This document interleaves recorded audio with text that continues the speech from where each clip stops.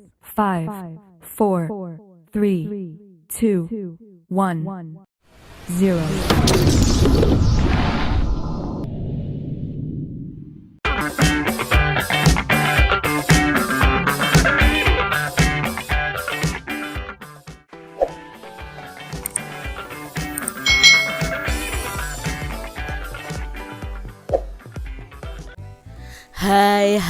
Hai, selamat datang di channel YouTube Kak Citra. Apa kabar adik-adik semuanya? Kak Citra berharap kalian dalam keadaan yang baik, sehat, dan siap untuk belajar ya. Hari ini kita akan belajar bersama-sama untuk mata pelajaran tematik kelas 4. Kita belajar di tema 8, daerah tempat tinggalku, subtema 3, bangga terhadap daerah tempat tinggalku, pembelajaran yang ketiga. Mari adik-adik kita belajar dengan penuh semangat ya. Pada waktu liburan, Siti pulang ke kampung halaman ibunya di Yogyakarta. Siti mengunjungi neneknya. Rumah nenek Siti dekat dengan pantai. Siti senang membeli ikan di TPI atau di tempat pelelangan ikan. Siti membeli ikan bersama ibu. Di TPI ini banyak nelayan pulang dari melaut. Adik-adik di antara kalian adakah yang tinggal di daerah pantai? Nah, kalau dekat pantai ya, otomatis di situ biasanya ada tempat pelelangan ikan di mana para nelayan akan menjual ikannya. Nelayan bekerja mencari ikan di laut. Hasil tangkapan ikannya digunakan untuk memenuhi kebutuhan hidupnya sehari-hari. Mata pencaharian sebagian nelayan itu biasanya ditemui di daerah pantai. Berbicara tentang nelayan mengingatkan kita pada cerita fiksi yang berjudul Nelayan dan Ikan Mas. Mari adik-adik kita simak cerita tentang nelayan dan ikan mas. Nelayan dan ikan mas. Dalam sebuah kisah diceritakan ada sepasang suami istri yang sudah tua dan hidup sederhana. Sebut saja kakek dan nenek. Mereka tinggal di gubuk reot di tepi pantai. Untuk memenuhi kebutuhan hidup sehari-harinya, kakek ini bekerja sebagai nelayan. Nenek di rumah mengerjakan pekerjaan rumah. Seperti hari-hari biasa, pagi itu kakek pergi ke laut mencari ikan. Kakek mencari ikan menggunakan jala. Hampir seharian kakek menjala, tetapi kakek belum juga mendapat ikan. Hingga akhirnya jala kakek bergerak kencang. Kakek segera mengangkat jalanya. Ternyata kakek mendapat seekor ikan mas kecil. Alangkah terkejutnya kakek saat memegang ikan mas terdengar suara layaknya manusia. Suara itu berasal dari mulut ikan mas. Ternyata ikan mas hasil tangkapan kakek bisa berbicara. Ikan mas minta tolong kepada kakek untuk dilepas kembali ke laut. Sebagai imbalannya, ikan mas akan memenuhi segala permintaan kakek. Akibat rasa kaget, tanpa berpikir panjang kakek langsung melepas ikan mas kembali ke laut tanpa mengajukan permintaan apapun adik-adik. Kakek pulang dengan tangan hampa karena seharian kakek tidak mendapatkan ikan. Tak pelak nenek yang sudah menunggu lama di rumah marah. Nenek bingung karena tidak ada yang bisa dimakan hari itu. Untuk menenangkan hati istrinya, kakek menceritakan pertemuannya dengan ikan mas ajaib yang bisa berbicara layaknya manusia dan berjanji mau memenuhi segala permintaannya. Mendengar cerita kakek, nenek tambah marah adik-adik karena kakek tidak minta apapun dari ikan mas. Padahal hidup mereka serba kekurangan. bak cucian lapuk dan tinggal di gubuk yang reot adik-adik. Nenek menyuruh kakek kembali ke laut dan mengajukan permintaan kepada ikan mas. Nenek menginginkan bak cucian yang baru. Akhirnya kakek kembali ke laut dan meminta bak cucian baru kepada ikan mas. Sungguh ajaib adik-adik. Dalam waktu sekejap sudah ada bak cucian baru di depan rumah. Keajaiban itu ternyata tidak membuat nenek bersyukur. Sebaliknya, nenek semakin serakah.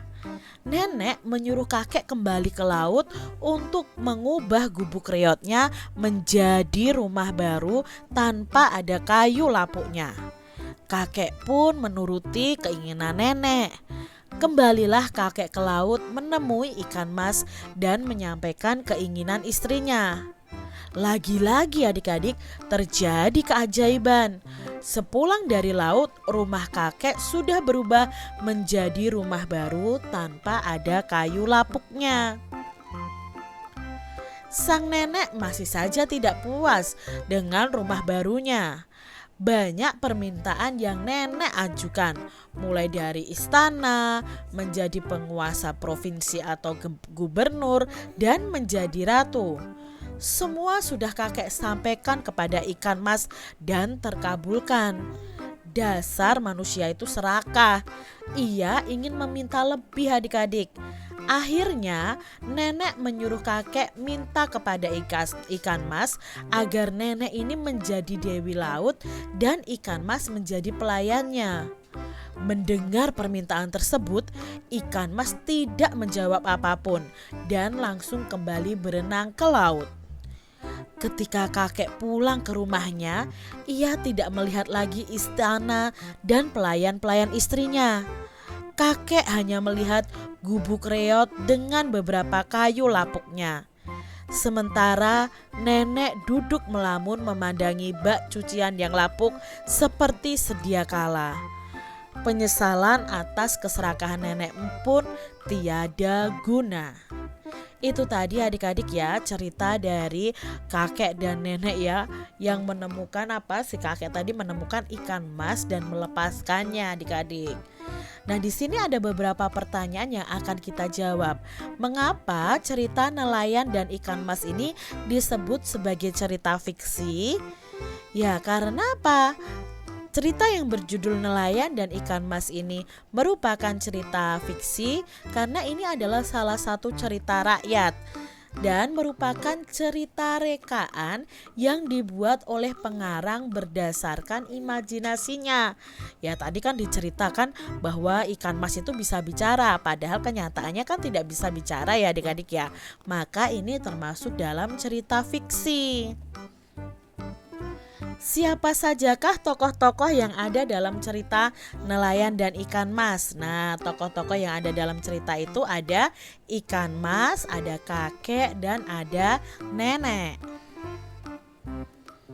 Bagaimanakah sifat dari tokoh-tokoh dalam cerita Nelayan dan Ikan Mas? Nah, kalau kakek tadi ya memiliki sifat penurut. Kakek itu menuruti semua keinginan nenek ya. Lalu kalau sikapnya nenek bagaimana? Sifatnya nenek ini serakah adik-adik. Nenek tidak pernah puas dan selalu merasa kekurangan atas segala sesuatu yang telah ia miliki. Hikmah apa yang bisa kita petik dari cerita Nelayan dan Ikan Mas? Nah, hikmat atau amanat atau saran ya bagi kita yang bisa kita peroleh dari cerita tersebut adalah kita itu tidak boleh serakah adik-adik. Kita harus bersyukur terhadap semua rezeki yang telah diberikan oleh Tuhan kepada kita.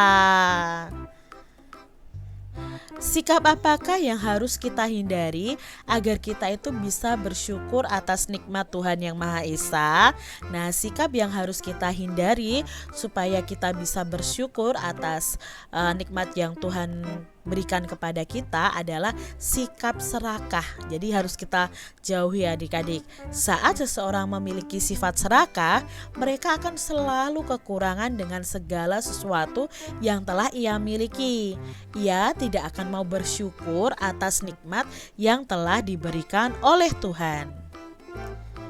Adik-adik, berdasarkan cerita nelayan dan ikan mas, kita dapat memahami adanya tokoh dan peran tokoh. Dalam cerita fiksi, tokoh itu memegang peranan penting. Nah, tokoh akan membuat suatu cerita itu lebih hidup dan menarik, seolah-olah terjadi di alam nyata. Tokoh adalah orang yang menggambarkan suatu peristiwa dalam sebuah cerita yang diperankan. Nah, para tokoh dalam cerita memiliki perannya masing-masing yang berbeda satu tokoh dengan tokoh lainnya. Mari kita mengingat kembali mengenai tokoh dalam cerita fiksi. Pada dasarnya, tokoh itu dibedakan menjadi dua, yaitu tokoh utama dan tokoh tambahan atau pembantu. Pada pembelajaran sebelumnya, kita sudah mengenal berbagai tokoh dalam cerita. Mari kita mengingat kembali adik-adik. Yang pertama adalah tokoh utama. Tokoh utama adalah tokoh yang memiliki peranan penting dalam suatu cerita. Nah, tokoh utama ini biasanya paling banyak diceritakan, baik sebagai pelaku kejadian maupun yang dikenai kejadian. Bahkan dalam novel-novel tertentu, tokoh utama ini senantiasa hadir dalam setiap kejadian dan dapat ditemui dalam tiap halaman novel yang bersangkutan. Sedangkan tokoh tambahan atau tokoh pembantu adalah tokoh yang memiliki peranan tidak terlalu penting dalam cerita. Kehadiran tokoh pembantu ini hanya sekedar menunjang tokoh utama. Tokoh juga dapat dibedakan berdasarkan peran tokoh dalam sebuah cerita adik-adik, yaitu tokoh protagonis dan tokoh antagonis. Mengapa dikatakan tokoh protagonis dan antagonis? Nah, tokoh protagonis adalah tokoh yang memiliki watak yang baik, sehingga akan disenangi dan dikagumi oleh pembaca. Protagonis adalah perilaku dari pelaku ini yang memiliki watak yang baik sehingga disenangi pembaca.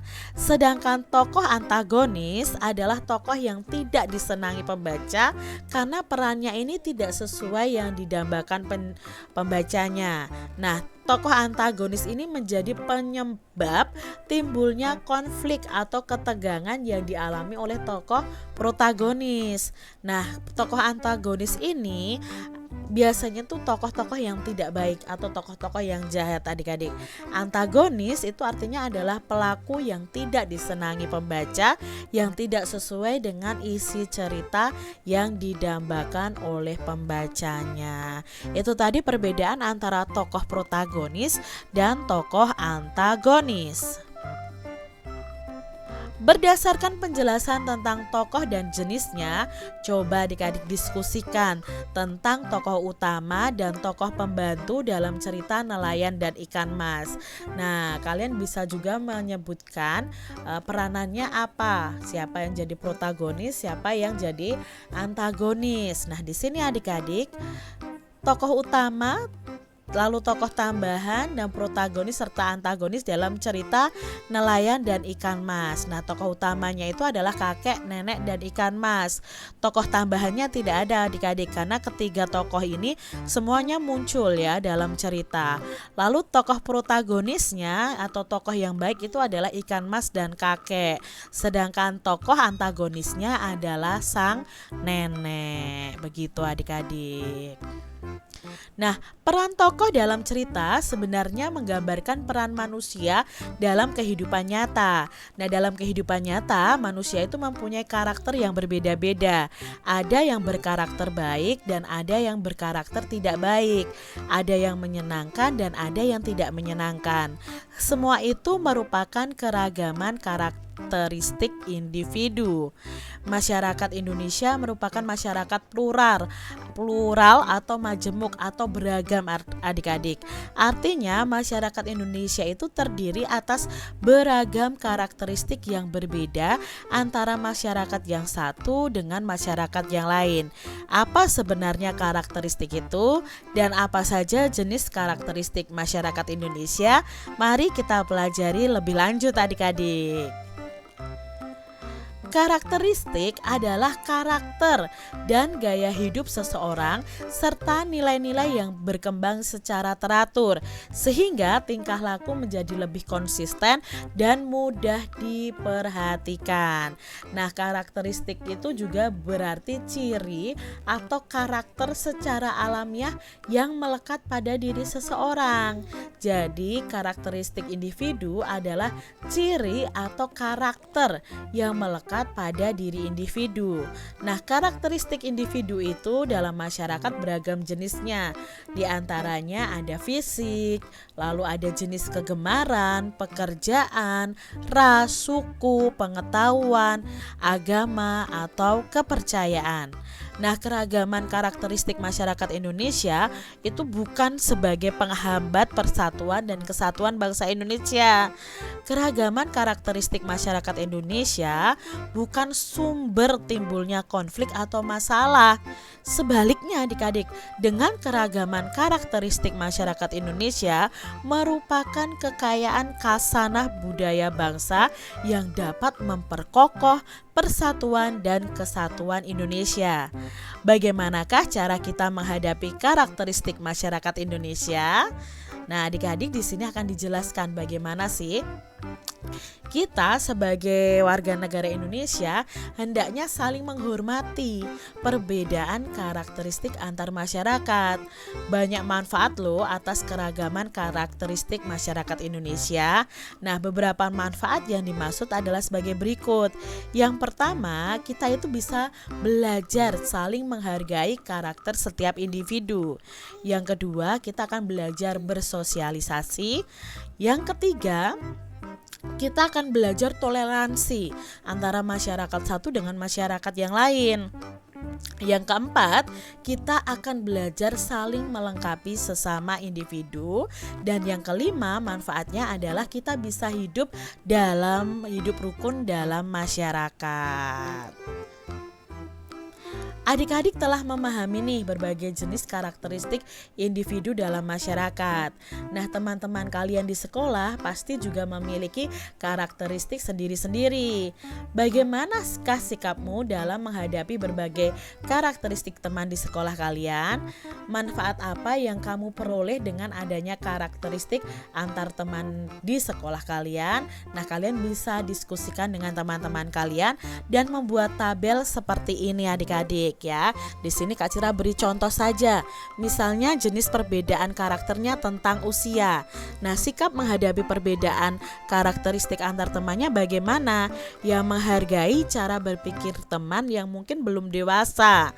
Manfaat yang diperoleh apa? Ya, kita akan hidup rukun dengan teman. Lalu jenis perbedaan karakter secara fisik. Fisik itu tubuh kita ya. Nah, sikap menghadapinya bagaimana? Ya, kita harus menghargai teman yang memiliki perbedaan ciri fisik. Manfaatnya apa? Nah, manfaatnya kita akan mensyukuri bahwa kita itu diberi fisik yang lebih baik dibandingkan dengan teman-teman kita yang mungkin kekurangan dalam hal fisik. Lalu jenis perbedaan karakter berikutnya adalah kegemaran ya. Nah, di sini sikap untuk menghadapi perbedaan itu adalah mempersilahkan dan menghormati teman yang sedang beribadah sesuai ajaran agamanya. Lalu kalau di sini sikap menghadapi perbedaannya juga bisa menghargai kegemaran teman kita. Lalu manfaatnya apa? Kita akan mengenal keragaman kegemaran masing-masing individu. Berikutnya ada suku. Nah, dengan adanya perbedaan suku ya, kita bisa belajar sikap menghadapi perbedaan itu adalah menghargai adat dan kebiasaan teman yang berbeda suku. Manfaatnya apa? Ya, belajar mengenal adat istiadat suku dari bangsa yang lain. Kalian bisa sebutkan yang lain nih adik-adik tentang jenis perbedaan karakter. Pekerjaan merupakan salah satu jenis karakteristik individu dalam masyarakat. Misalnya nih adik-adik, petani itu merupakan pekerjaan mayoritas bangsa Indonesia sebagai negara agraris. Nelayan adalah pekerjaan yang ditekuni oleh masyarakat di daerah pantai. Adapun di daerah pegunungan, sebagian warganya itu menggarap perkebunan. Banyak ragam pekerjaan dalam masyarakat.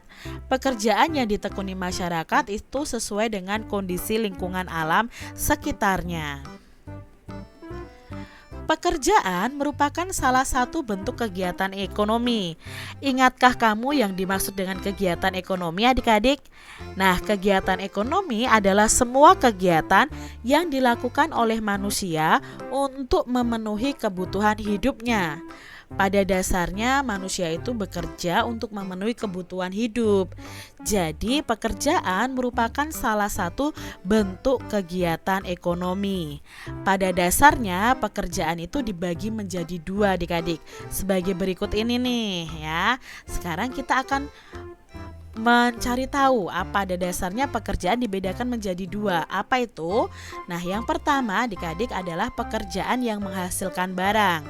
Pekerjaan yang menghasilkan barang adalah pekerjaan yang menghasilkan suatu barang yang bisa digunakan oleh seseorang. Contohnya petani itu akan menghasilkan padi dan jagung. Nelayan akan menghasilkan ikan. Peternak akan menghasilkan daging, susu, dan wol. Lalu ada penjual kue dan perajin. Ini adalah pekerjaan yang pastinya akan menghasilkan suatu barang. Yang kedua adalah pekerjaan yang menghasilkan jasa. Pekerjaan yang menghasilkan jasa adalah pekerjaan yang hasilnya bukan berupa barang, tapi hasil pekerjaannya itu dapat dinikmati dan dirasakan oleh orang lain. Contohnya nih adik-adik ya, ada guru, dokter, perawat, tukang potong rambut, polisi, tentara, dan seniman. Jenis pekerjaan jasa ini dibutuhkan masyarakat luas, terutama di bidang pendidikan, pelayanan kesehatan ya, lalu ada layanan transportasi, ketertiban dan keamanan serta pariwisata. Oleh karena itu, pekerjaan yang menghasilkan jasa disebut sebagai pekerjaan yang berkaitan dengan sosial budaya. Itu tadi ya, ada dua macam pekerjaan. Yang pertama menghasilkan barang, yang kedua menghasilkan jasa. Kamu telah memahami jenis-jenis pekerjaan, baik pekerjaan yang menghasilkan barang maupun yang menghasilkan jasa. Nah, sekarang lakukan pengamatan terhadap lingkungan tempat tinggal kalian. Tuliskan jenis-jenis pekerjaan yang ditekuni masyarakat di tempat tinggal kalian. Nah, kelompokkan nih jenis pekerjaan tersebut dalam dua kelompok. Yang pertama yang menghasilkan barang dan yang kedua yang menghasilkan jasa. Nah, contoh dari pengamatan ini adik-adik, kalian bisa buat tabel seperti ini. Misalnya pekerjaan yang ditekuni di masyarakat ada petani. Petani itu berarti menghasilkan barang ya. Lalu pedagang itu menghasilkan jasa, pengrajin menghasilkan barang, guru menghasilkan jasa, penjahit menghasilkan jasa ya. Misalnya seperti itu. Ya adik-adik ya, kalian bisa membuat kolom seperti ini nih. Demikian tadi adik-adik pembahasan kita di tema 8 subtema 3 pembelajaran yang ketiga. Semoga video pembelajaran ini bermanfaat untuk adik-adik semuanya, dan sampai jumpa lagi di video pembelajaran Kak Citra selanjutnya. Tuhan memberkati. Jangan lupa tekan tombol subscribe, lalu tekan loncengnya, tekan juga tombol like, lalu share ke media sosial kalian. Jangan lupa untuk ikuti media sosial Kak Citra. Terima kasih.